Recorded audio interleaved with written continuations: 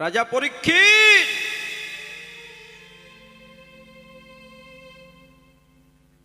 যা হাসার হেসে নাও, যা আনন্দ করবার আনন্দ করে নাও। যে রাজ সিংহাসনে তুমি বসে আছো, এই সিংহাসন তোমার আর বেশি দিন নয়। রাজা, খুলে বলি তোমার কাছে, 7 দিনের মধ্যে তোমার মরণ হবে, এটা লিপিবদ্ধ হয়ে গেছে। ও রাজা, 7 দিন পর তুমি মারা যাবে। আজকের আলোচনার বিষয় পর্ব বসে শ্রবণ করবেন বিজ্ঞ শ্রোতাবর্গ। আলোচনাটা একদিকে সুখদেব গোস্বামী আর একদিকে হবে অভিমন্যু পুত্র রাজা পরীক্ষিত। মানে সুখদেব গোস্বামী আর রাজা পরীক্ষিত, মানে অন্তিম কালের আলোচনা। আসন্ন মৃত্যুকালীন জীবের করণীয় কর্তব্য কি, এই দিনটা আমাদের সকলেরই একদিনের জীবনে আসবে, কারো আগে কারো 2 দিন পরে। এইভাবে আমরা সকলেই একদিন ওই মৃত্যু পথের যাত্রী হতেই হবে। চেয়ে দেখ তোর কালের বাঁশি বাজে কি বাজেলো, কখনো জানি তোর মৃত্যু কন্যা সাজে। কখনো কার কালের বাঁশি বেজে উঠবে বাবা, কখনো কাকে ছেড়ে চলে যেতে হবে। সে জায়গায় দাঁড়িয়ে আমার বিপক্ষের ভাবুককে সুখদেব গোস্বামীর ভূমিকা দিয়ে আমি রাজা পরীক্ষিত হয়ে তার কাছে মনের সুখে কিছু কথা আমি জানতে চাই। তাহলে তাপসমালী নামটা বাদ দিলাম। 3 ঘন্টার জন্যে আমি রাজা পরীক্ষিত হয়ে গেলাম। আর আমার বিপক্ষের ভাবুক হলেন সুখদেব ঋষি, তিনি এসে বলবেন প্রকাশী। হস্তিনাপুরের রাজা রাজা পরীক্ষিত রাজ সিংহাসনে মনের আনন্দে বসে আছে।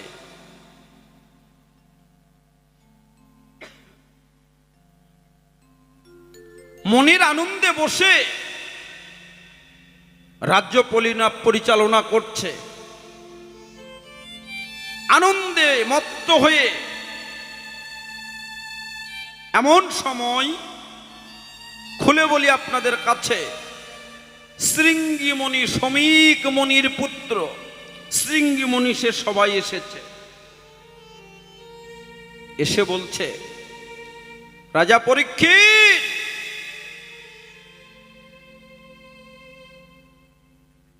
যা হাসার হেসে নাও, যা আনন্দ করবার আনন্দ করে নাও। যে রাজ সিংহাসনে তুমি বসে আছো, এই সিংহাসন তোমার আর বেশি দিন নয়। রাজা, খুলে বলি তোমার কাছে, 7 দিনের মধ্যে তোমার মরণ হবে, এটা লিপিবদ্ধ হয়ে গেছে। ও রাজা, 7 দিন পর তুমি মারা যাবে। ওমা, কেউ যদি আপনাকে এসে বলে আপনি এক্ষুনি মারা যাবেন, 7 দিন পরে মারা যাবেন, 15 দিন পর, 1 মাস পর, আপনার ভিতরটা কি হতে পারে? পৃথিবীতে কেউ কাউকে ভয় যতই না করুক, মরণকে দেখে সকলেই ভয় পায়। পৃথিবীতে যতই রাজা মস্তান জমিদার হোক না কেন, সকলেই ওই মরণকে দেখে। রাজা পরীক্ষিতকে বললেন 7 দিন পর তুই মারা যাবি। কথাটা শোনার সঙ্গে সঙ্গে রাজা পরীক্ষিতের অন্তর নিদারুণ বেদনায় যেন কেঁদে উঠল। আমি মাত্র 7 দিন পর মারা যাব? অমনি কি অপরাধ করেছি আমি? বলল, তুমি আমার বাবার গলায় মৃত সর্প জড়িয়ে দিয়েছ। আমি তারই পুত্র শৃঙ্গি, মনে পেয়েছি তাপ, আমি দিয়েছি তোমাকে অভিশাপ, যে সর্প তুমি আমার বাবার গলায় জড়িয়ে দিয়েছ, এই মৃত সর্প, ওই সর্পই যেন তোমাকে 7 দিনের মধ্যে দংশন করে তোমার যেন মরণ হয়। কথাটা শোনার সঙ্গে সঙ্গে রাজা পরীক্ষিতের অন্তরটা যেন হাউ হাউ করে কেঁদে উঠল, 2 নয়নে বইছে তার জল।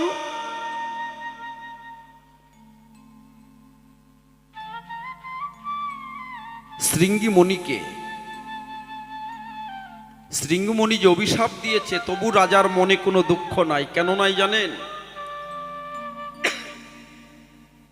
রাজা শৃঙ্গিমণির চরণখানা জড়িয়ে ধরে বলছে, মণি, অমণিবর, আজকে তুমি আমার পরম বান্ধব, আজকে তুমি আমার আত্মীয়। কেন জানো? পৃথিবীতে মরণবার্তা জানিয়ে দেবার মতন বান্ধব তো পৃথিবীতে কেউ নাই। এই যে তুমি এসে অভিশাপ দিয়েছ, তাতে কোনো দুঃখ নাই মণি। তুমি যে এসে নিজে আমার বাড়িতে আমার মরণবার্তাটা দিয়ে গেলে। ওমা, আপনি যদি আপনার মরণটা আগের থেকে জানেন, জমি জমাগুলো ছেলে মেয়ের নামে লিখে দেবেন, যেগুলো কাজ অসম্পূর্ণ আছে সম্পূর্ণ করবেন, একটু গয়াকাশী বৃন্দাবন ঘুরে আসবেন, একটু সাধুগুরু বৈষ্ণবের চরণধুলি নেবেন। রাজা পরীক্ষিত কাচ্ছার বলছে, শৃঙ্গিমণি, আজকে তুমি আমার পরম বান্ধব, পরম আত্মীয়। এই যে মরণ বার্তা তুমি আমাকে 7 দিন আগে দিয়ে গেলে, এই 7 দিনের মধ্যে আমি অনেক কিছু করতে পারি। এই 7 দিন আমি একটু গোবিন্দের নাম গুণগান করতে পারি, আমি একটু গয়াকাশী ঘুরে আসতে পারি, আমি সাধুগুরু বৈষ্ণবের চরণধুলি নিতে পারি। শৃঙ্গিমণি চলে গেল। সেখানে আসলেন কে? হঠাৎ করে দেখে রাজন্তপুরে সুখদেব ঋষি গিয়ে হাজির হলেন। সুখদেব ঋষি রাজাকে কয়, রাজা পরীক্ষিত, তোমার কোনো চিন্তা নাই, আমি এসেছি তোমার ঠাই। কেন জানো? আমি তোমাকে আজকে একটু ভাগবত কৃষ্ণ কথা শোনাতে চাই।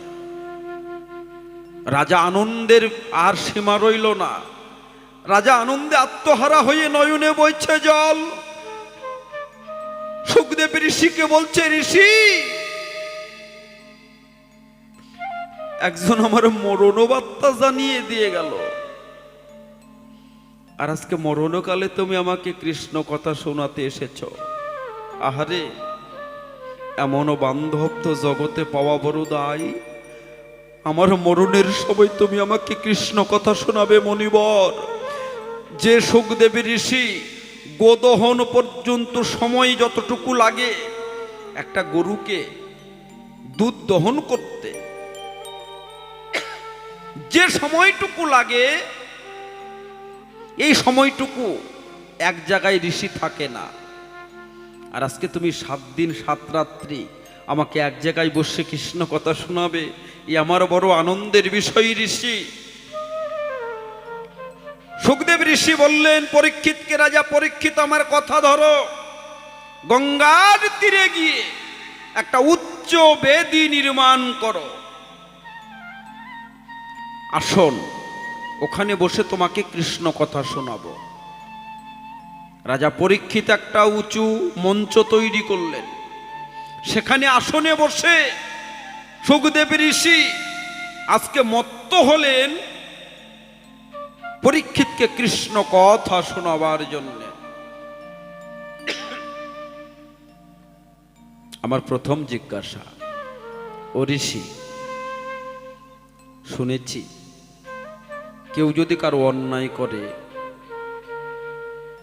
কেউ যদি কারো ক্ষতি করে, সে অভিশাপ দিলে তার অভিশাপ লাগে। কি বাবা, লাগে না? আমি আপনার কোনো অন্যায় করি নাই, আপনার কোনো ক্ষতি করি নাই, শুধু শুধু আপনি অভিশাপ আমাকে দিলে অভিশাপ লাগবে কি? ঋষি, তোমার কাছে আমার জানার বিষয় এই জায়গায়, ওই শৃঙ্গী মুনির তো কোনো অন্যায় করি নাই, ওই শৃঙ্গী মুনির তো কোনো ক্ষতি আমি করি নাই। তাহলে ক্ষতি যদি আমি শৃঙ্গী মুনির না করি, তাহলে শৃঙ্গী মুনি আমাকে অভিশাপ দিল, এই অভিশাপটা কেন আমাকে লাগলো, কারণটা কি? শাস্ত্র বিধানে যেটা পাওয়া যায়, কারো ক্ষতি কারো অন্যায় না করলে পরে তার অভিশাপ কোনোদিন লাগে না, যাই বিফলে। খুলে বলি তোমার কাছে কেন ওই অভিশাপ লাগলো আমার গায়ে? ঋষি প্রথমবার এইটাই আমার জানার কৌতূহল, জিজ্ঞাসি হে তোমায়। আমার 2 নম্বর জিজ্ঞাসা, তুমি কৃষ্ণ কথা শোনাবে, আমার এই রাজন্তপুরে কেন হবে না? শাস্ত্রে বলেছে যথাই হয় কৃষ্ণ হরিনাম সংকীর্তন, তথাই হয় মধুময়ী বৃন্দাবন। তাহলে যেখানেই হরিনাম সংকীর্তন হয়, ওই জায়গাটাই যদি মধুময়ী বৃন্দাবনে পরিণত হয়, ঋষি আমার রাজন্তপুরে কেন কৃষ্ণ নাম তুমি শোনাবে না? কেন গঙ্গার তীরে বসে কৃষ্ণ কথা শোনাবে? এটা আমার জানতে অভিপ্রায়। আর কৃষ্ণ নাম শুনতে গেলে, কৃষ্ণ নাম বলতে গেলে শাস্ত্রে আছে বর্ণনা, সমতল ভূমিতে বসে, সমতল ভূমিতে বসে কৃষ্ণ নাম শ্রবণ করতে হয় কিনা। কেন মনিবর এই সমতল ভূমি বাদ দিয়ে কেন তুমি উচ্চ বেদী নির্মাণ করতে বললে? কারণটা কি? কেন কৃষ্ণ নাম উচ্চ বেদীতে বসে শুনতে হবে? এতে কি অপমান করা হয় না? উচ্চ বেদীতে বসে কৃষ্ণ নাম শুনলে মনের মধ্যে অহংকার জন্মায় কিনা? কেন তুমি এই উচ্চ স্থান নির্মাণ করতে বললে? খুলে বলি তোমার সভাতলে। আমার 3 নম্বর জিজ্ঞাসা, অমা, যখন আমাদের আত্মীয় স্বজন পরিবার বর্গ যারা মারা যায়, তখন আপনারা কি করেন? ওই মানুষটাকে তাড়াতাড়ি করে, কেউ বলে না তাড়াতাড়ি করে ওকে একটু গীতা পাঠ শোনা, ওকে একটু গীতার নাম দে। মারা গেলে পরে গীতাটাই বুকের মধ্যে দেয়। আপনাদের এদিকে হয় কি না হয়? আমাদের হিলিতে হয়। যেদিন শ্রাদ্ধ হবে সেই দিন যতক্ষণ পুরোহিত মশাই বসে শ্রাদ্ধ করবে, শ্রাদ্ধ শুরু হওয়ার আগেই একজন পাঠক এসে ওই বাড়িতে গীতা পাঠ শুরু করে। ওই 18টা অধ্যায় যতক্ষণ শ্রাদ্ধ শেষ না হয়েছে 18 অধ্যায় পাঠ করতে হয়। তাহলে মনি জিজ্ঞাসা করি তোমার ধারে, যেটা হলো গীতা, যেটা লিপিবদ্ধ করেছেন, যার মুখাশ্রিত বাণী আমার গোবিন্দ আমার কৃষ্ণ বিশ্বপিতা, আজকে সেই গীতার বাণী, অমৃত গীতার বাণী, যেটা গোবিন্দের বাণী, আজকে সেই গীতাকে কেন তুমি গীতা না শুনিয়ে আমাকে কেন ভাগবত শোনাতে চাও? কারণটা কি? কেন তুমি গীতাকে অপমান করলে? কেন তুমি গীতাকে ছোট করলে? গীতাকে মান্যতা দিলে না, তুমি ভাগবতকে শ্রেষ্ঠ করলে। তাই সর্বধর্মের মূল হলেন গীতা। আজকে সেই গীতাকে অমান্য করে, গীতা ধর্মকে বাদ দিয়ে, গীতা জ্ঞানকে বাদ দিয়ে তুমি আমাকে ভাগবত শোনাতে চাও। কারণটা কি? কি পেয়েছো ভাগবতের মধ্যে যেটা গীতার মধ্যে নাই? গীতা ভাগবত লিখলেন কে? তোমার বাবা ব্যাসদেব। আর গীতা লিখেছেন আমার অনাদিরাদি প্রাণ গোবিন্দ, যার মুখাশ্রিত স্বয়ং গোবিন্দের বাণী। এটা কি তোমার বাবাকে বড় করবার জন্যে, তোমার পিতার মহিমা চারদিকে প্রচার করবার জন্যে তুমি গীতাকে ছোট করে ভাগবত শোনাতে চাও? কি পেয়েছো গীতার মধ্যে? ভাগবতের মধ্যে আর নাই কোনটা? গীতার মধ্যে কোন অংশে গীতা কম আর কোন অংশে ভাগবত বড় হলো? ভাগবত হলো দ্বাদশ স্কন্ধ, 12টা অধ্যায়, আর গীতা হলেন 18টা অধ্যায়। তাহলে বড় কোনটা? কেন সেই গীতাকে মান্যতা দিলে না? মনি, প্রথমবার এই 3টা জিজ্ঞাসা রইল তোমার ধারে কিনা। আসন্ন মৃত্যুকালীন জীবের করণীয় কর্তব্য কি? তোমার কাছে রইল একটু জানার বাসনা। তো যার সঙ্গে আমার আজকে আসর, সুদূর হিলি সীমান্ত থেকে এসেছেন একজন সুকণ্ঠ গায়ক, একজন ভাবুক, একজন প্রেমিক রসিক এবং একজন তত্ত্বজ্ঞ শিল্পী, মাননীয় তাপস মালী মহাশয়। তার সঙ্গে গান গাইব এমন ক্ষমতা আমার কিন্তু নাই বাবা। তবুও কমিটির সিদ্ধান্তই চূড়ান্ত, তার সঙ্গে আমাকে গান গাইতে হবে। আজকে এমন একটি জায়গায় পালা প্রসঙ্গ তুলে ধরলেন, একেবারে বাবা সাপের মাথায় বাড়ি দেওয়ার মতো আর কি। একদিকে রাজা পরীক্ষিত, আর একদিকে সুখদেব গোস্বামী। সেই সুখদেব গোস্বামীর ভূমিকায় আমাকে রাখলেন, আর তিনি রাজা পরীক্ষিতের ভূমিকা গ্রহণ করলেন। আমাকে যে ভূমিকা অর্পণ করেছে, এই ভূমিকার যোগ্য আমি মোটেও নয়, আর কোনোদিন হতেও পারবো না। তবু দেখা যাক সেই সুখদেব গোস্বামীর পক্ষে দাঁড়িয়ে 2-4 কথা বলা যায় কিনা। আপনারা একটু কৃপা দৃষ্টি রাখবেন। ভূমিকা শুনেই কিন্তু আমার মাথা ঘুরে গেছে। ও মা, উঠবেন না, খুব মারাত্মক মারাত্মক জায়গায় জিজ্ঞাসা রেখেছে আজকে। আর জিজ্ঞাসা বাবা একটা নয়, জিজ্ঞাসার লাইন ধরিয়ে ফেলেছে আর কি। মানে এত জোগাড় করে ফেলেছেন, জোগাড়ের কোনো অভাব রাখে নাই। কিন্তু জোগাড় যতই করা হোক, ভাগের বেলায় যে কার কতটুকু জুটবে এটা একটু ভাববার বিষয়।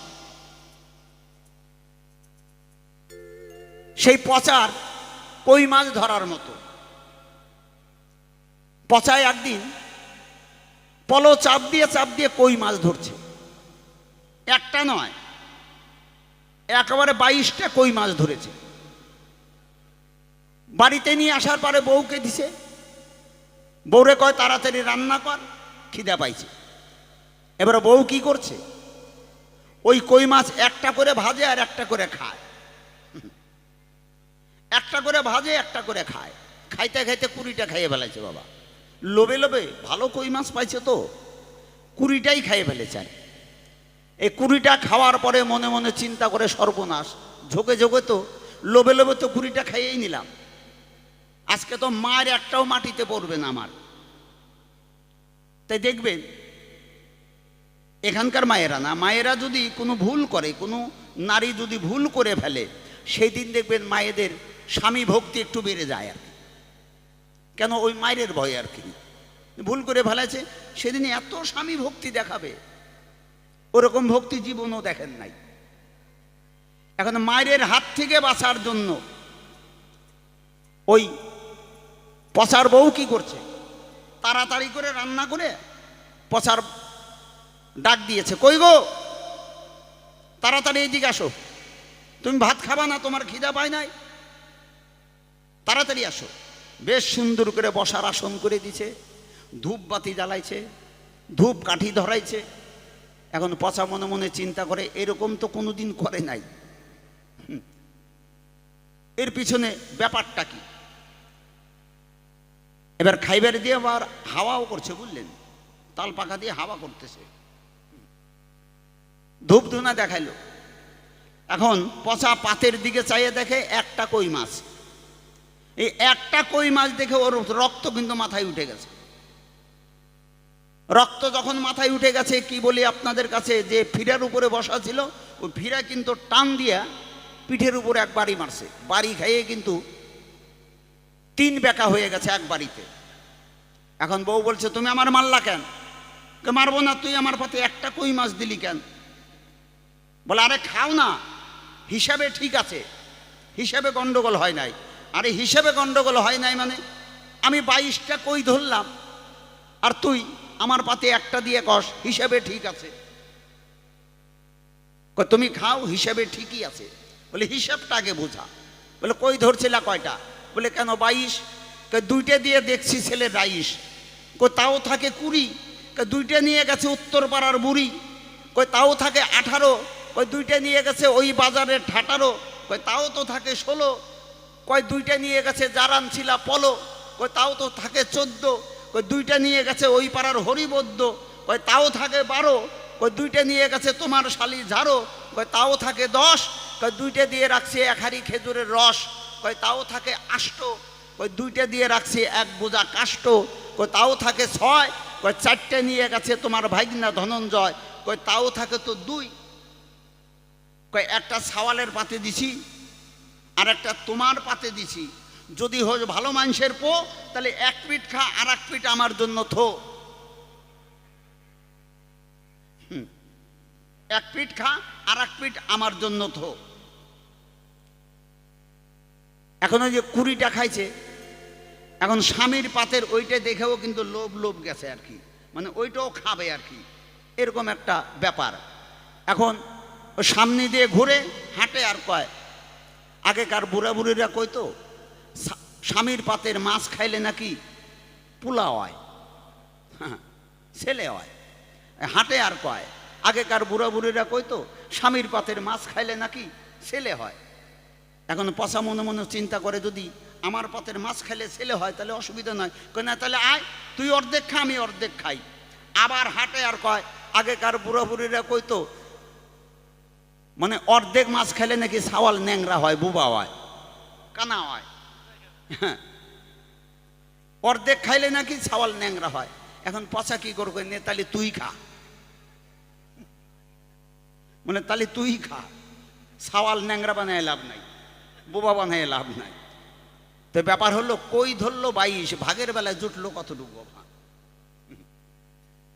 তো বাবা, অতগুলো কই না ধরে যদি অল্প ধরতা, তাহলে একটু বেশি পাওয়ার আশা ছিল।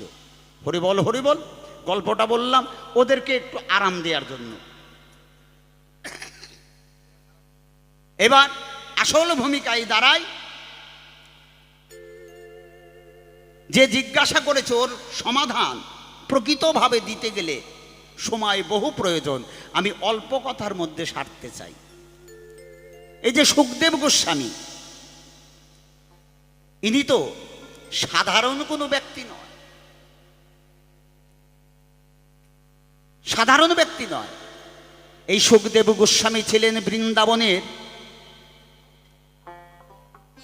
রাধা গোবিন্দের একজন পরম ভক্ত, যার নাম ছিল বিচক্ষণ। এই বিচক্ষণ সবসময় কৃষ্ণ নাম করত, আর এই সবসময় কৃষ্ণ নাম করত বলে রাধারানী ওই বিচক্ষণকে খুব ভালোবাসত, এত ভালোবাসত। একদিন বিচক্ষণকে ডাক দিয়ে বলছে, বিচক্ষণ, তোর ভক্তিতে, তোর ভাবে আমি বড় মুগ্ধ। তাই বিচক্ষণ, তোর কাছে বলে যাই, তুই এই যে বৃন্দাবনের অপ্রাকৃত লীলা, এই ব্রজের যে রাধা গোবিন্দের লীলা, এই লীলা তুই একদিন এই জগতে জীবের কাছে পৌঁছে দিস। রাধারানী যখন আদেশ দিল, রাধারানীর চরণে পড়ে গিয়ে বললেন, হে করুণাময়ী, কারণ রাধারানী তো করুণাময়ী, তুমি যখন করুণা করেছো, তোমার কৃপা দৃষ্টি যখন আমার মাথায় পড়েছে, আমি যদি কোনোদিন সুযোগ পাই, এই রাধা গোবিন্দের অপ্রাকৃত লীলা, ব্রজলীলা আমি জীবের দ্বারে বিতরণ করে দেব। সেই বিচক্ষণ মারা গেলেন। মারা যাবার পরে বিচক্ষণ হলেন কি, একটা পাখি রূপে জন্ম নিল, যেই পাখিটার নাম হচ্ছে সুখ পাখি। সুখ পাখি কারে কয়? সুখ পাখি তারই কয় যাকে টিয়া পাখি কয়। আবার সুখ পাখি বলা হয়েছে কবুতরকে। দুটোই সত্য, দুটোই মিথ্যা, দুটোই সত্য। তাই বিচক্ষণ মারার পরে সুখ পাখি মানে টিয়া পাখি রূপে জন্ম নিল। একদিন একটা বৃক্ষের উপরে বসে রয়, সেই বৃক্ষ তলায় এসে শিব পার্বতী দুইজন সেদিন এই ভাগবতীয় কথা, এই যে বৃন্দাবনের ব্রজপ্রেম, বৃন্দাবনের লীলা, এই লীলা শ্রবণ করাচ্ছে কাকে? পার্বতীকে। কে? দেবাদিদেব ভোলানাথ। বললেন পার্বতী, আজকে তোমাকে এমন একটা যোগ তত্ত্ব আমি শোনাবো, বৃন্দাবনের সেই অপ্রাকৃত লীলা তোমাকে শোনাবো। তবে এক কাজ করতে হবে পার্বতী, তোমাকে জেগে থাকতে হবে আর মাঝে মধ্যে আমার কথায় সায় দিতে হবে। এবার দেবাদিদেব ভোলানাথ সেই ভাগবতীয় কথা যখন বলতে শুরু করলেন, আর পার্বতী মাঝে মধ্যে সায় দেয়। সায় দিতে দিতে কখন পার্বতী ঘুমিয়ে গেছে এটা দেবাদিদেব ভোলানাথ দেখেনি। এখন ওই গাছে বসে সুখ পাখি, সেও তো এই ভাগবত কথা, এই বৃন্দাবনের অপ্রাকৃত লীলার কথা শ্রবণ করছে। মনে মনে ভাবলেন, তাই এই সুবর্ণ সুযোগ আমি কেন হারাই। তাই পার্বতীর কণ্ঠস্বর নকল করে সায় দিতে শুরু করলেন। এই ভাগবত তত্ত্ব আলোচনা করতে করতে, এই যোগ তত্ত্ব আলোচনা করতে করতে সারা রাত পার হয়ে গেল, ভোর হয়ে গেছে। এখন নিচের দিকে তাকিয়ে দেখে পার্বতী তো ঘুমিয়ে গেছে। তাহলে এত সময় আমার কথা সায় দিল কে? উপর দিকে তাকিয়ে দেখতে পায় একটি পাখি, সে পার্বতীর কণ্ঠস্বর নকল করে সায় দিচ্ছে, সায় দিয়ে চলেছে। তখন দেবাদিদেব ভোলানাথ বললেন, তুই রাধা গোবিন্দের এই অপ্রাকৃত লীলা তুই জেনে গেলি, তোকে আমি বাঁচিয়েই রাখবো না। ত্রিশূল ছুঁড়ে দিলেন। সে ত্রিশূলের হাত থেকে বাঁচতে ওই সুখ পাখি উড়তে উড়তে বেদব্যাসের আশ্রমে গিয়ে উপস্থিত হলো। সেখানে অনেক মায়েরা সাধনায় ছিল, অনেক মায়েরা ছিল। বেদব্যাস কিন্তু বিয়ে করেনি, তবু তার 4 জন স্ত্রীর কথা উল্লেখ করা আছে। আসলে তিনি বিয়ে করেনি। কোনো এক মায়ের গর্ভে মুখমণ্ডল দিয়ে ওই পাখি প্রবেশ করলেন, ত্রিশূল এসে ওখানে থেমে গেল। ত্রিশূল যখন থেমে গেল, বেদব্যাস মনে মনে ভাবে, তাই কি ব্যাপার, এখানে সে ত্রিশূল থামলো কেন? ধ্যান যোগে জানতে পারলেন এই গর্ভে যে প্রবেশ করেছে সে একজন মহামানব, মহাসাধক, আমার রাধারানী কৃপা পেয়েছেন, একে তো নষ্ট হতে দেয়া যায় না। তাই তাকে বের হওয়ার জন্য আদেশ করলেন। কিন্তু সুখদেব গোস্বামী বের হয়নি। 18 বছর, কেউ বলে 16 বছর, সে মাতৃগর্ভে থেকেই তিনি সাধনা শুরু করে দিলেন। সাধনায় সিদ্ধি লাভ করলেন কোথায়? মাতৃগর্ভে থেকেই। কিন্তু বের হচ্ছে না। বেদব্যাস বললেন, তুমি বের হও, না হলে যে তুমি মাতৃহত্যার অপরাধী হবে। ভিতর থেকে আওয়াজ দিয়েছে, আমি বের হব না। আমি বের হলেই সঙ্গে সঙ্গে মায়া আমাকে ঘিরে নেবে, মায়া আমাকে স্পর্শ করবে। আর যখনই আমি মায়াতে আবদ্ধ হয়ে যাব, তখন আমার সমস্ত সাধনায় বিফল চলে যাবে। কারণ মায়া শক্তি এমন একটা শক্তি, এই মায়া শক্তিকে ওভারটেক করা বড় মুশকিল। গীতায় লেখা আছে দেখবেন, দৈবী জেস্যা লহ মম মায়া দূরত্বয়া মামে বোজে প্রবদন্তে মম মায়াং তরন্তিতে। কৃষ্ণ বললেন আমার মায়া দৈবিক মানে অলৌকিক, আমার মায়া গুণময়ী, শত রজতম গুণময়ী, আমার মায়া দুর্লঙ্ঘা মানে দূরত্বয়া, আমার এই মায়াকে লঙ্ঘন করে এই জীব বের হতে পারে না। আমি সেই মায়ায় জড়াতে চাই না। বলে তুমি বের হও। একটা গরুর শিঙের উপরে সরষা দিলে যত সময়টুকু থাকে তত সময় তোমাকে মায়া স্পর্শ করবে, মাত্র তত সময়। প্রত্যেকটা মানুষকেই মায়া স্পর্শ করতেই হয়। প্রত্যেকটা মানুষকে যে যত ধার্মিকই হোক তাকে নরক দর্শন করতেই হয়, নাহলে ঈশ্বরকে অপমান করা হয়। তাই সুখদেব মাতৃগর্ভ থেকে বেরিয়ে উলঙ্গ অবস্থায় ছুটে চললেন, আর ব্যাসদেব পিছে পিছে ডাকতে শুরু করলেন। তাহলে সেই ভূমিকা আমার দ্বারা সম্ভব। একটা গানের মধ্যে যাই, আর গানে গানে আজ রাজা পরীক্ষিতকে কিঞ্চিত ভাবে বোঝাই।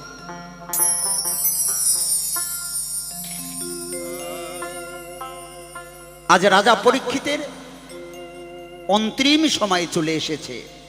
আমাদের সবারই অন্তিম সময়। আমরা বাঁচবই তো মাত্র 7 দিন। রবি, সোম, মঙ্গল, বুধ, বৃহস্পতি, শুক্র, শনি, এই তো জীবনের 7টা দিন।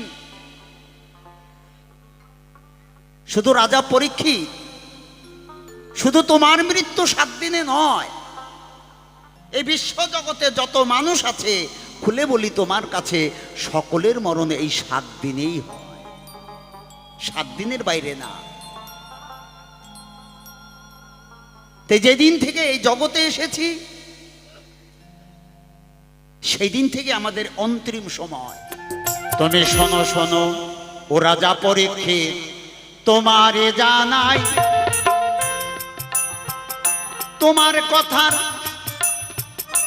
কিঞ্চিত জবাব আসরে দিয়ে যাই।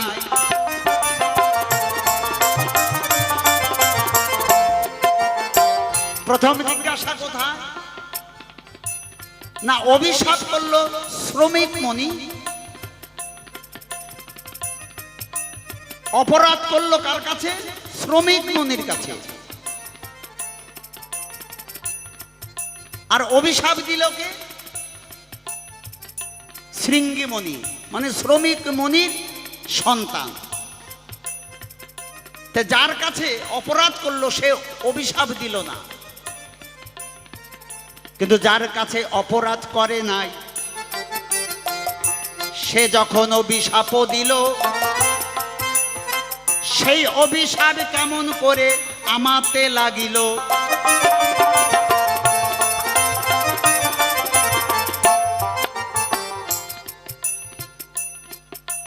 বড় মজার কথা,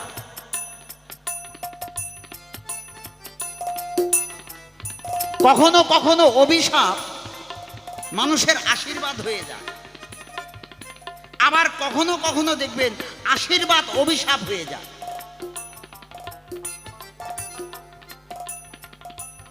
একটু চিন্তা করো। তাই এই যে জয় আর বিজয়, তারা স্বর্গের দাঁড়িয়ে ছিল, নারায়ণের বাক্য পালন করছে। যিনি স্বয়ং নারায়ণ তার বাক্য পালন করছে যে আমাদের বিশ্রামের সময় কেউ যেন প্রবেশ না করে। এইদিকে ব্রহ্মার মানুষ পুত্র সে নারায়ণের সঙ্গে দেখা করতে গেলেন। এই নারায়ণের আদেশ মানতে গিয়ে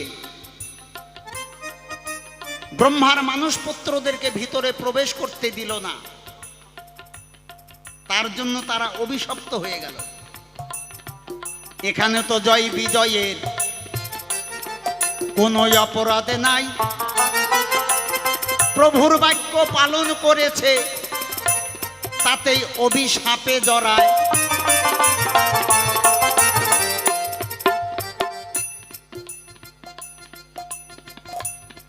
অপরাধ করলো গান্ধারী, ভোগ করতে হলো তার 100 পুত্রকে।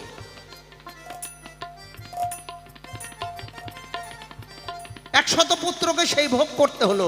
অপরাধ করেছিল কে? না, গান্ধারী। অপরাধ করলো কুন্তী, সারা জীবন ভোগ করে গেলেন কর্ণ।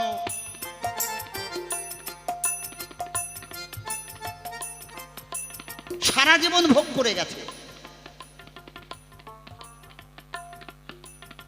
ঠিক তদ্রূপ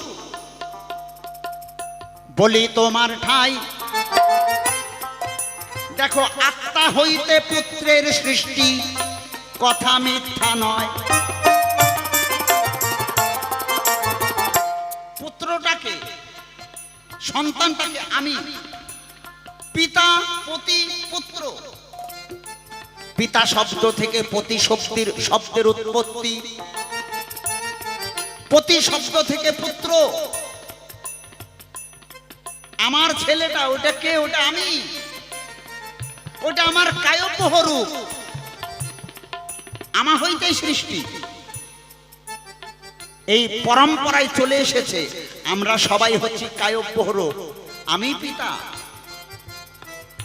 আমাকে যিনি জন্ম দিয়েছে পিতা, সেই পিতাই আমি। আবার আমি আমার ছেলে, আমি আমার ছেলে।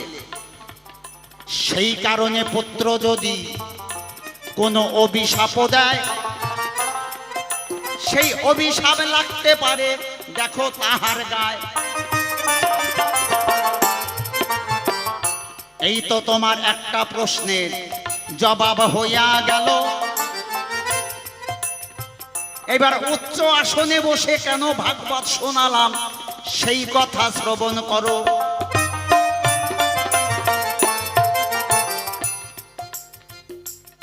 এই রাজা পরীক্ষিত অভিশপ্ত হয়ে কি করেছেন, মানে একটা খুঁটির উপরে, একটা গম্বুজের উপরে উঁচু জায়গায় ওই সাপের ভয় থেকে বাঁচার জন্য একটা ঘর তৈরি করলেন। যখনই শুনলেন 7 দিনের মধ্যে সর্পদংশনে মৃত্যু, তখনই করলেন না দেরি, একটা গম্বুজের উপরে উচ্চ আসনে ঘর তৈরি করলেন তাড়াতাড়ি। এটা সুখদেব গোস্বামী বলে নাই, এটা রাজা পরীক্ষিত নিজের ভয়ে নিজে ঘর তৈরি করেছে। তাহলে আমি কেন নিচে বসে তোমারে ভাগবত শোনাই? কারণ ভাগবত শ্রেষ্ঠ আসন, স্থান অধিকার করেছে। তোমারে জানায় ভাগবত সবার উপরে, এটা হচ্ছে সেই আভাস, মানে ভাগবত সবার উপরে। তাই যে সবার উপরে রয়েছে বটে,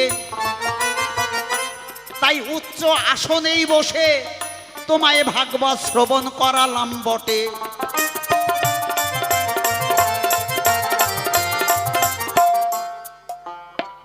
এবার সরস্বতী নদীর তীরে নিয়ে গেলাম কেন? এই সরস্বতী নদীর তীরে হচ্ছে পঞ্চতীর্থ, ওখানে আছে পঞ্চতীর্থ। এই পঞ্চতীর্থে বসে যদি আমি তোমাকে ভাগবত শোনাই, যদি ভাগবত শোনাই, সেখানে কত সাধুগুরু বৈষ্ণবের আগমন হবে, কত ভক্তের আগমন হবে। আমি শুধু তোমাকে ভাগবতই শ্রবণ করাবো, এটাই আমার মূল উদ্দেশ্য ছিল না। এর সঙ্গে তোমার সাধু সঙ্গ হবে, ভক্ত সঙ্গ হবে, ভক্ত দর্শন করবে, ভক্তকে পরশ করবে। আর এই সাধু সঙ্গ করলে, ভক্ত সঙ্গ করলে পাপীর পাপ বিনাশ হয়ে যায়। পরশেপি পরশেন যাদৃশী লৌহ কাঞ্চন তাদৃশী মহৎ সমাগমে পাপিনাং মোচ্ছতে পাপ। তাহলে উদ্দেশ্য কয়টা? তিনটে চারটে। একেতে পঞ্চতীর্থ, সরস্বতী গঙ্গা তীরে রয়, সেখানে কত সাধুগুরু বৈষ্ণব ভক্তের আগমন হয়। তার সঙ্গে ভাগবত কথা যখন শ্রবণ করিবে, তবেই তো তোমার পাপ মুক্তি তখনই হইবে।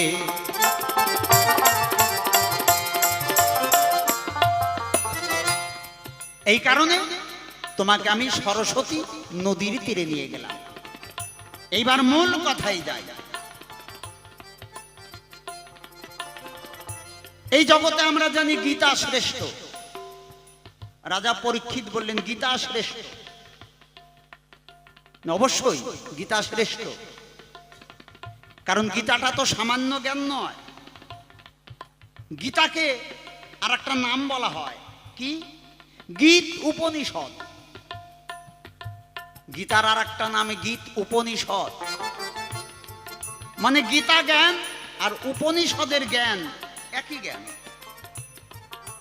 উপনিষদের সার অংশ গীতা, শ্রীমদ্ ভাগবত গীতা। আর সেই গীতার সার অংশ হচ্ছে শ্রীমদ্ ভাগবত। গীতাটা হচ্ছে শ্রেষ্ঠা লভ্যা, আর ভাগবত হচ্ছে কৃপা লভ্যা। গীতাটা হচ্ছে জীবের জন্য অনুকরণীয়, আর ভাগবত হচ্ছে অনুসরণীয়। গীতা আর ভাগবতের মধ্যে এইটুকু পার্থক্য। গীতা শ্রেষ্ঠা লভ্যা, ভাগবত হচ্ছে কৃপা লভ্যা। গীতা হচ্ছে অনুকরণীয়, আর ভাগবত হচ্ছে অনুসরণীয়। গীতায় আছে কর্মযোগ, কর্মের স্থান। ওখানে 18টা অধ্যায় আছে, 18টা যোগ তত্ত্ব আছে। কর্মযোগ, সন্ন্যাস যোগ, ভক্তি যোগ। তাই গীতা হচ্ছে কর্মের স্থান। ওটা অনুকরণ করে কর্ম করে যেতে হবে। গীতাকে যদি অনুকরণ করে কর্ম না করি, তাহলে গীতার ফল পাওয়া যাবে না। তোমাতে জানাই। তাই 18 তত্ত্বটা বড় মারাত্মক। গীতায় 18টা অধ্যায়, 18 দিন যুদ্ধ,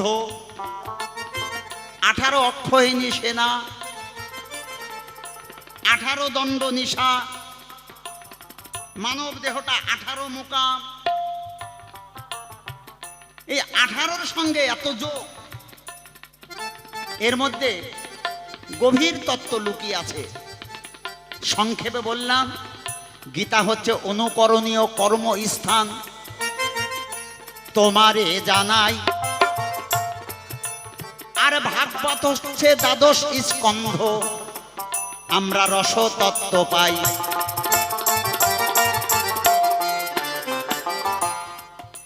ভাগবতে আছে লীলা, কারণ বৃন্দাবনে দ্বাদশ বন,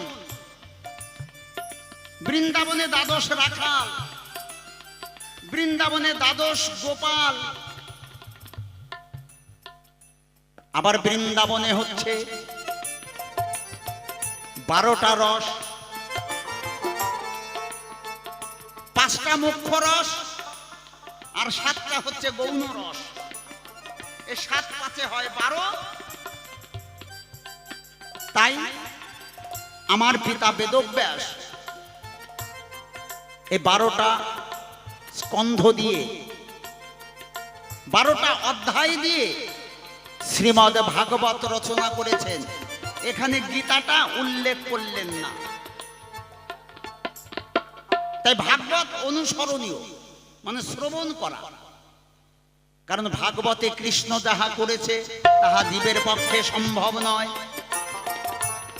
কৃষ্ণ গিরি গোবর্ধন ধারণ করেছে, এটা মানুষ পারবে?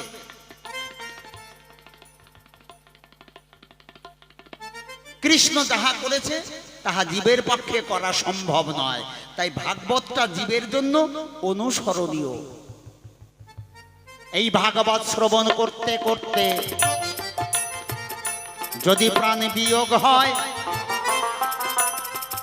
তবেও সে মুক্তি পাবে এই ধর্ম সভায়, এই না ধরায়।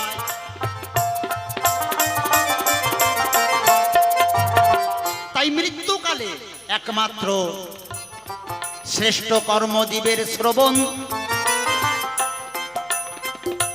মৃত্যুকালে একমাত্র জীবের শ্রেষ্ঠতম কর্মই হচ্ছে শ্রবণ। আমাদের নববিধা ভক্তির মধ্যে প্রথম স্থান অধিকার করেছে শ্রবণ। কি কীর্তন? কোন কীর্তন? না ভাগবত কীর্তন। ভাগবতটা কীর্তন। তাই আজ তোমার অন্তিম সময়, এই অন্তিম সময়ে শ্রবণ ছাড়া আর তো কোনো কর্ম নাই। সেই কারণে তোমায় আমি ভাগবত শোনাই।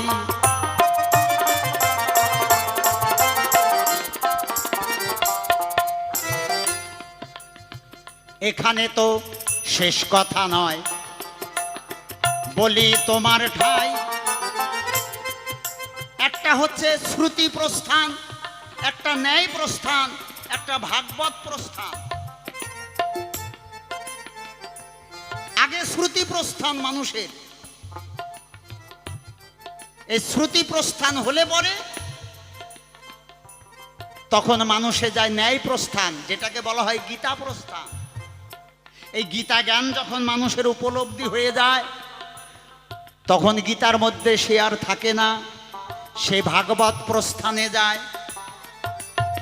তখন সে হয়ে যায় অবধূত, ভাগবতে যায়। এটা হচ্ছে ভাগবত প্রস্থান।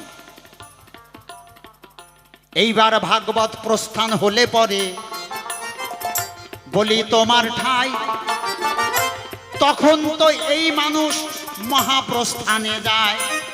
বাবা, ভাগবত প্রস্থান না হওয়া পর্যন্ত একজন মানুষ মহাপ্রস্থানে যেতে পারে না। সেই কারণে তোমায় আমি ভাগবত শোনাই। সংক্ষেপেতে তোমার কথার জবাব দিলাম তাই। ও পরীক্ষিত, তোমার কাছে একটা কথা করি জিজ্ঞাসন, এই সভা মাঝে এসে জবাব দিবে গো এখন।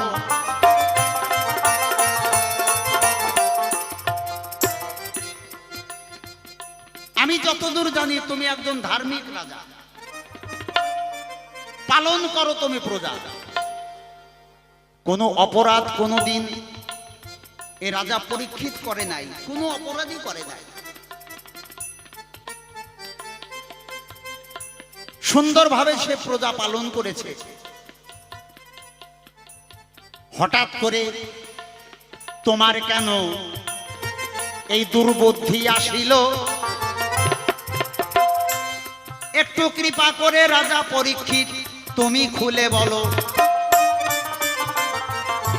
সারা জীবন কোনো অন্যায় করলে না, হঠাৎ করে তোমার মাথার মধ্যে এই দুর্বুদ্ধিটা আসলো। তুমি জল চাইছো, তুমি একজন ধার্মিক, তুমি দেখতে পাচ্ছ ওই মুনি ধ্যানে আছেন, মনোব্রত পালন করছেন, মানে কথা বলবে না, অথচ তাকে বারবার করে বিরক্ত করছো। জল দাও জল দাও বলে, কিন্তু তার তো সাধনা, সে মনোব্রত পালন করছে, কারো সঙ্গে কথা বলবে না। ওই সময় তুমি মৃত সর্প কেন ঝোলাইয়া দিলে? এই কথা রাজা পরীক্ষিত তুমি যাবে বলে।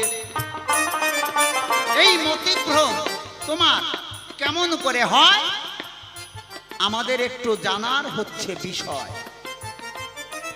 একটাই প্রশ্ন রইল রাজা পরীক্ষিতের ঠাই। তাই সকল মায়েদেরকে বাবাদেরকে জানাই, প্রত্যেক দিন আমাদের একটু করে ভাগবত শ্রবণ করার প্রয়োজন। কারণ আমাদের আয়ু তো মাত্র 7 দিন, আমাদের আয়ু বেশি দিন নাই, মাত্র 7 দিন আয়ু। তাই প্রত্যেক দিন একটু করে ভাগবত শ্রবণ করবেন। এই শ্রবণেই একমাত্র মুক্তি মোক্ষ লাভ করবেন। জয় জয় রাধা কৃষ্ণ প্রেমানন্দে, হরি বল হরি বল। জয় শ্রীমদ ভাগবত।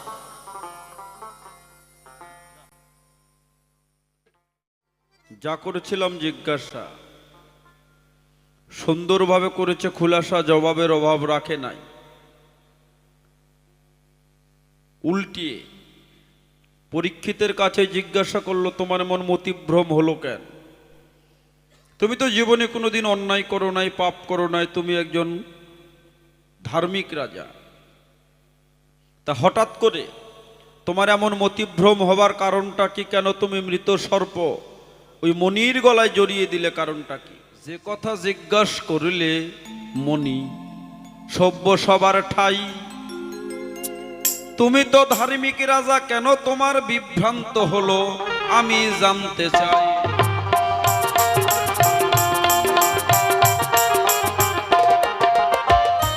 অমনি, এটা আমি করি নাই, আমাকে দিয়ে করিয়েছে। কে করালো? স্বয়ং কলি রাজা একদিন পরীক্ষিতের কাছে এসে আশ্রয় বটে সে চাইল। রাজা পরীক্ষিত বলে, ওরে দুরাচার কলি, তুই সদা সর্বক্ষণ অধর্ম নিয়ে চলাচল করিস, আমার ধর্ম রাজ্যে তোকে নাহি স্থান দিব ভালো।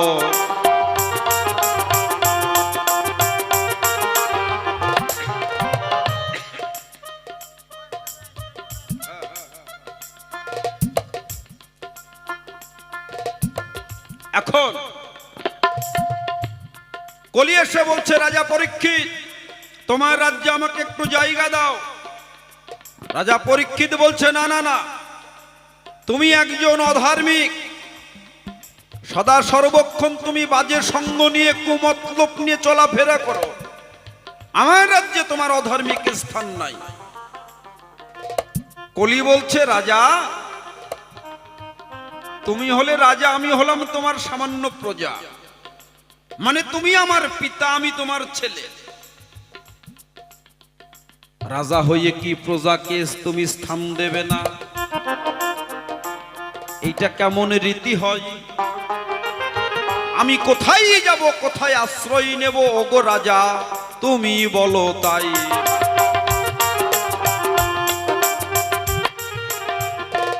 নিরুপায় হয়ে রাজা পরীক্ষিত গো ওই কলিকে তখনই ডেকে ডেকে কই, হ্যাঁ তোমাকে আশ্রয় দেব, তবে 4 জায়গায় তোমাকে আশ্রয় দেব, আর কোথাও তুমি যেতে পারবে না, মানিও নিশ্চয়। ও রাজা, এই 4 জায়গার আশ্রয় পেলেই হবে, আর আমার দরকার নাই। বলো তুমি কোন কোন 4টি জায়গায় আমাকে আশ্রয় দেবে? বলো কলি, 1 নাম্বার বেশ্যাবাড়ি, ওখানে তো ভালো লোক যায় না বাবা, সাধু সন্ত মুনি ঋষি যারা যায় কি? বেশ্যাবাড়ি তুমি নিবে আশ্রয়, কথায় আমারে নেবে। 2 নাম্বার আশ্রয় হলো ওই ভাটিখানায় মদ বিক্রয় হয়, যারা মদ খায় মাতাল হয়, এই জায়গায় তুমি আশ্রয় পাবে, আমার কথা নেবে। 3 নাম্বার যেখানে তাস পাশা জুয়া খেলা হয়, এই 3 জায়গা হলো। 4 নাম্বার জায়গায় কেমন করে আশ্রয় নেবে কলি, তোমায় জানাই ভালো। ওই সোনার মধ্যে তুমি আশ্রয় নেবে গো, এই 4 জায়গা তোমার নামে আমি লিখে দিলাম, তাই আর অন্য জায়গায় কিন্তু যেতে পারবে না। বললে যথেষ্ট, এই 4টি জায়গায় আর দরকার নাই। এই 4টি জায়গা যেখানে জুয়া খেলা হয়, বেশ্যাবাড়ি, মদ খাই আর সোনার মধ্যে। এবার কলি, এই যে তোমার মোবাইল পড়ে গেছে, মোবাইলটা নিয়ে যাও। এখন তককে তককে আছে কলি, কেমন করে রাজা পরীক্ষিতের বিনাশ ঘটানো যায়, রাজা পরীক্ষিতকে কেমন করে বিভ্রান্ত করা যায়, এইটা মনে মনে ভাবছে। রাজা পরীক্ষিত যখন বনে গেল, সারাদিন মনের মধ্যে ক্লান্ত পরিশ্রান্ত হয়ে তৃষ্ণার্ত হয়ে ঘুরছে।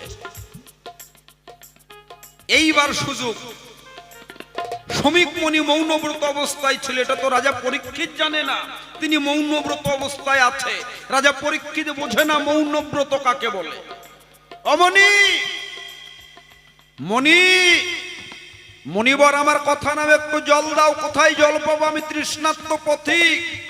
মণি কথা বলল না। এইবার তো রাগ হবারই কথা। এইবার কলি দেখলো এই সময়ে রাজার মতিভ্রম ঘটাবো, রাজাকে বিপথে চালনা করিব, তাই ওই যে রাজার মাথায় ছিল স্বর্ণের মুকুট, ওই জায়গাতে কলি দেখো নিল যে আশ্রয়। হরিবল হরিবল হরিবল হরিবল। ওই যে মটুকের, স্বর্ণ মটুকের মধ্যে আশ্রয় নিয়ে রাজার মতিভ্রম ঘটালো, আর কলি নিজেই একটা মৃত সর্প হয়ে পথের পরে পড়ে রইল। এবার মতিভ্রম ঘটালো, পরীক্ষিত আমার কথা ধর, ওই সর্পটা ধনুকের পর করে মনির গলায় জড়ায় দাও। এই কলির বিভ্রান্তে পড়ে আমি ওই সর্প জড়িয়ে দিয়েছিলাম, তখন রাজা পরীক্ষিতের হিতাহিত জ্ঞানটুকু ছিল না। পরে যখন তিনি চলে আসলেন, পরে তার জ্ঞান চৈতন্য হয়েছিল, আমি এটা ভুল করেছি। তাহলে তুমি এটা করলে জিজ্ঞাসা, কিঞ্চিত করলাম মীমাংসা। এবার তোমার কাছে আসি মনি। 7 দিন 7 রাত্রি তুমি আমাকে কৃষ্ণ কথা শোনাবে। কেন 7 দিন অপচয় করবে কেন? একদিনেই তো তুমি আমাকে কৃষ্ণ নাম বলে আমার মুখ্য মুক্তি ঘটাতে পারতে। কি বাবা, এই 6 দিন আমি আর অন্য কাজ করতে পারতাম? মনি, মনে আছে ভাবো, তোমার কাছে আমি জানবো কেন তুমি আমার এই 6টা দিন নষ্ট করলে, কারণটা কি? হিন্দু শাস্ত্রের মধ্যে লেখা আছে স্পষ্ট, যেইটা বলেছে কৃষ্ণ জগদীষ্ট, আমার ইষ্ট সেই কৃষ্ণ। কি বলেছে? একবার নাম নিলে কোটি পাপ হরে, পাতকীর কি সাধ্য আছে তত পাপ করে। একবার নাম নিলেই, একবার তার শরণ নিলে জীবের কোটি পাপ মুক্তি মুখ্য হয়ে তিনি গোবিন্দের চরণে আশ্রয় পায়। তাহলে মনি, তোমার কাছে আমি জানতে চাই, কেন তুমি আমার এই 6টা দিন নষ্ট করলে, কারণটা কি? একদিনেই তুমি আমাকে মুক্তি মুখ্য করাতে পারতে। কি ওই তত্ত্ব নাই তোমার? কি জানা না? তুমি ইচ্ছা করে আমাকে করছো না আলোচনা, না তোমার কাছেই নাই, তুমি জানো না? কি সেই নাম, যেই নাম একবার করলে পরে জীবের মুক্তি মুখ্য হয়? কেন 6 দিন করলে অপচয়? মনি, তোমার কাছে দ্বিতীয়বারে রইল জিজ্ঞাসা, করবে একটু খুলাসা। 2 নাম্বার জিজ্ঞাসায় আসে।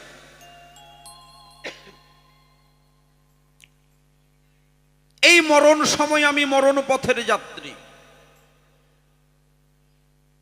তুমি বললে ভাগবত, এই ভাগবতে শ্রবণ, কীর্তন, এই যে নববিধা ভক্তির কথা বললে, বলো তো মুনিবর, ভগবানের প্রতি একনিষ্ঠ মন কেমন করে করা যায়?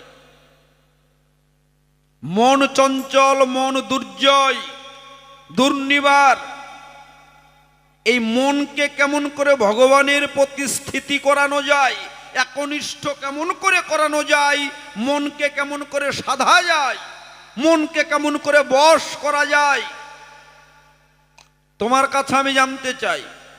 2 নাম্বার। 3 নাম্বার জিজ্ঞাসা, আজকে শৃঙ্গী মুনি আমাকে এসে মরণ বার্তাটা বলে গেল। মুনি, শৃঙ্গী মুনি এসে, রাজা পরীক্ষিত 7 দিন পর তুমি মারা যাবে। ও মুনিবর, তোমার কাছে আমি একটু জানতে চাই, এই জগতের মানুষেরা, আমি এটা মরণ পথের যাত্রী হয়ে তোমার কাছে জানতে চাই, জগতের মানুষ জীবগণ কেমন করে বুঝতে পারবে আমি 15 দিন পর মরব, আমি 1 মাস পর মরব, আমি 1 বৎসর পর মরব, আমি 3 বৎসর পরে মরব?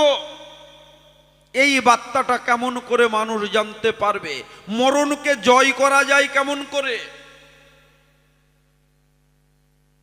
কেমন করে মানুষ মৃত্যুকে জয় করে মৃত্যুঞ্জয়ী হয়? এই মরণ বার্তাটা কেমন করে জানা যাবে? কিসের মাধ্যমে জানা যায়? সবাইকে তো মরণ বার্তা সবার কাছে এসে বলে দিয়ে যায় না। তাহলে সাধারণ জীবগণ কেমন করে জানতে পারবে? যদি জানে 1 বৎসর পরে সে মারা যাবে, যেমন জেনেছিল, আমি পরীক্ষিত হয়ে বলছি না, তাপসমালী হয়ে বলছি, লোকনাথ ব্রহ্মচারী জেনেছিল জ্যৈষ্ঠী মাসের 22 তারিখে দুপুরবেলায় 12টা তিনি মারা যাবে, সমস্ত শিষ্যদেরকে বলে দিল। ঠিক তেমনি কেমন করে এই মরণকে জানতে পারবে? যদি জানতে পারে যে 1 বৎসর পরে সে মরবে, তাহলে একটু সাধু সঙ্গ, ভাগবত সঙ্গ, কৃষ্ণ কথা, হরি কথা, গয়া, কাশী, বৃন্দাবন বিভিন্ন জায়গায় ঘুরে আসবে। মুনি, তোমার কাছে আমার জানার বাসনা, এই মরণ বার্তা কেমন করে যায় জানা। এই রইল জিজ্ঞাসা। ছোট করে একটা গান গেয়ে আমার মতো বসে যাই, তারপর মুনিকে ডেকে পাঠাই। সংক্ষেপেতে তোমার কথার উত্তর দিয়ে যাই, আমি কিন্তু তোমার 6 দিন নষ্ট করি নাই পরীক্ষিত, তোমারে জানাই।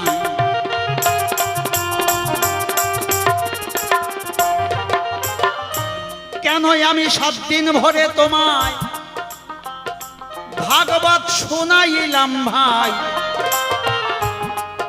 ইহা কিন্তু জীব শিক্ষার তরে সভাতে জানাই।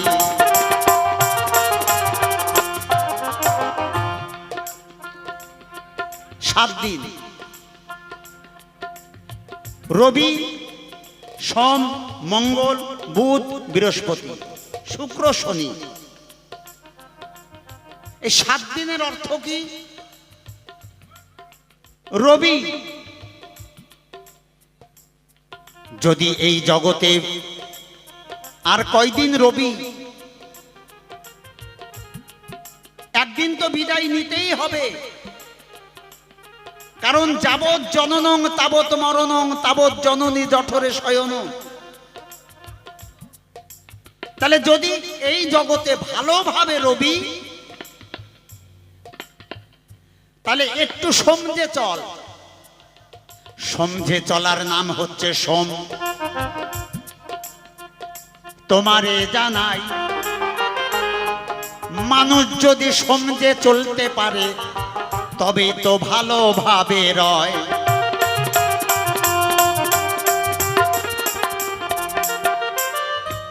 এইবার সমঝে চললে পরে মানুষ, তখন তার মঙ্গল হয়।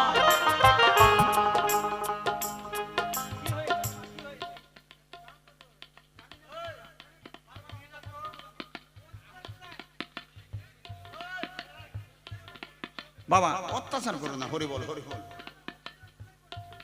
তোমার গানটা জানি না বাবা, হরি বল, হরি বল। তাহলে সমাজে চললে মানুষের আসে মঙ্গল। এবার মঙ্গল যখনই আসে মানুষের, তখন আসে বুধ, মানে বুদ্ধি, তখন তার সুবুদ্ধি হয়। এবার সুবুদ্ধি আসলে মানুষের গুরু কৃপা হয়, মানে বৃহস্পতি, বৃহস্পতি মানে হচ্ছে গুরু, তখন তার গুরু কৃপা হয়। এই গুরু কৃপা হইলে পরে বলি তোমার ঠাই, তখন শুক্র তাহার পক্ষে আসে সভাতে জানাই।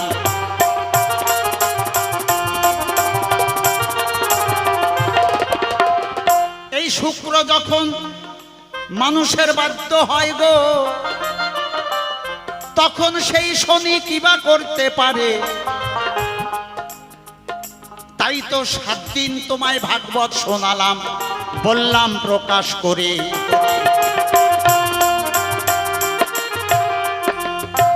এবার বাবা মরণের খবর, এটা বলার কায়দা নাই।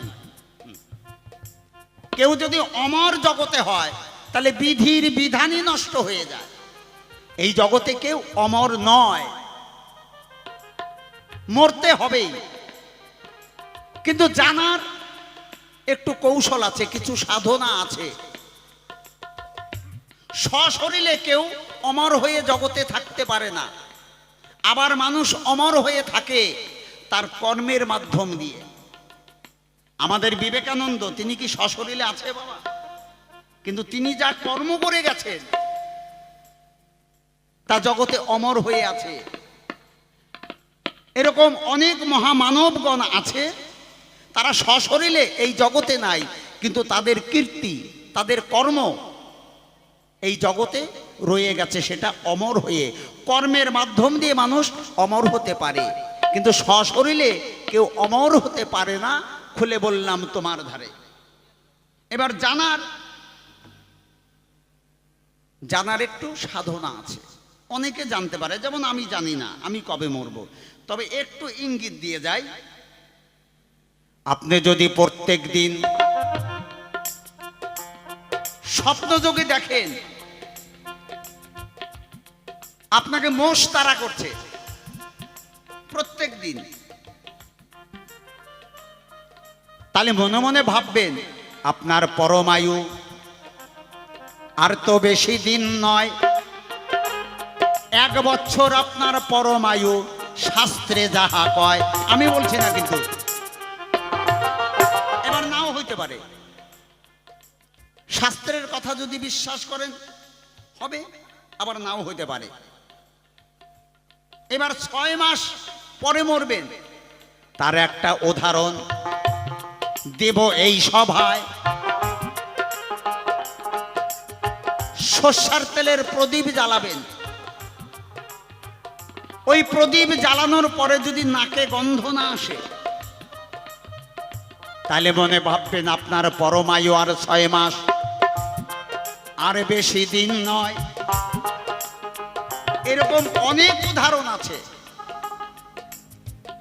অত বলার সময় নাই। কেমন? হরিবল হরিবল।